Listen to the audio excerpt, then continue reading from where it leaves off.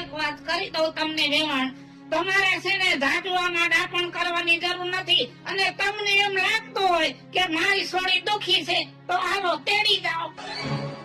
એમાં તેડવાની ક્યાં વાત છે? થોડીક સમજાવવાની વાત કરું છું. બાકી તેડવાની વાત હોત ને તો કેદુની તેડી ગઈ હોત.